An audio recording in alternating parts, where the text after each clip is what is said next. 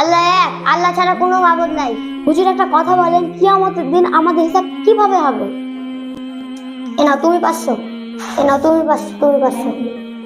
এর প্রশ্নের উত্তর আমি তোমাদের কাল দিব। ঠিক আছে হুজুর, তাহলে আমি উঠলাম। ওয়ালাইকুম আসসালাম। হুজুর, কালকে আপনি বলেছিলেন যে আমাদের প্রশ্নের উত্তর দিবেন। তোমাদের প্রশ্নের উত্তর এখানে দিব না, ছাদের উপর দিব। সোনামুড়িরা, আমি যে তোমাদের কালকে 500 টাকা দিয়েছিলাম, তোমরা কি কি করেছো হিসাব দাও জুতা খুলে।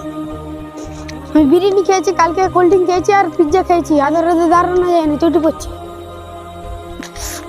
আমি বন্ধুদের সঙ্গে ঘুরতে গেছিলাম, এদিকে গেছিলাম, আমার মনে নেই। আমি জুতা পরছি, বলছিলাম আমার খুব গরম লাগছে। আমি কি খাইছি মনে নাই। সোনামণিরা, তোমাদের উত্তর পেয়েছো? তোমরা 1 মিনিট রোদে দাঁড়িয়ে হিসাব দিতে পারছো না, তাহলে কিয়ামতের দিন জাহান্নামের আগুনে দাঁড়িয়ে কিভাবে হিসাব দিবে?